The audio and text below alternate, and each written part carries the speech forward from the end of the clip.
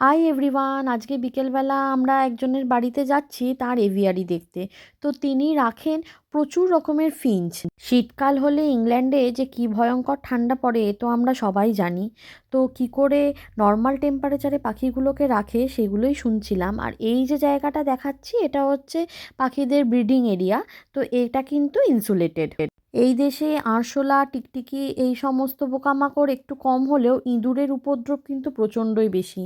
তাই খোলা জায়গায় এরকম পাখি রাখলে ইঁদুরের উৎপাত দারুণ হয়।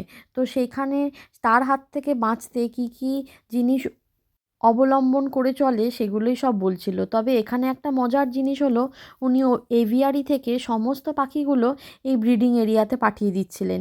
আমরা কিছু পাখি নেব, মানে আমাদের বাড়িতে কিছু ছেলে পাখির সাথে কিছু মেয়ে পাখি এক্সচেঞ্জ করব। উনি বললেন সমস্ত পাখি আমি ঘরের ভেতর পাঠাচ্ছি, তোমার যেটা পছন্দ তুমি বেছে নাও। এবার মজার ব্যাপার হলো, পুচকে পুচকে পাখিগুলো তো মাথার উপর দিয়ে, কানের পাশ দিয়ে, চুলের ওপর দিয়ে হু হু করে উড়ে যাচ্ছে, তাকে ধরবো কী করে? সেই সব দিয়ে উনি এই জিনিসটা দিয়েছেন, এটার নাম জানি না। এই একটা কিছু পাখি ধরার জিনিস, কিন্তু সে কি ধরা পড়ে নাকি? তারা অবশ্য এইসব বিষয়ে দক্ষ, তারা ভীষণ তাড়াতাড়ি পারবে, কিন্তু আমরা তো আর অতটা নই। তাকে ধরার চেষ্টা করছি, সে তো পালিয়েই যাচ্ছে। অনেক কষ্টে পেখমের বাবা একটাকে ধরেছে, ফুরুত ফুরুত করেতে সেই পালিয়ে যাচ্ছে। যাই হোক, অনেক কষ্টে এই কটাকে ধরা গেছে।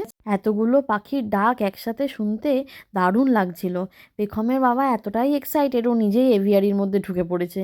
তো যাই হোক, এই ছোট্ট ছোট্ট পাখিগুলো ওর বন্ধুদের টাটা করে এখন বাড়ি যাবে আমাদের সাথে। এবার এটা দেখুন, যাদের বাড়ি পাখি আছে তার বাড়ি বেড়ালও আছে।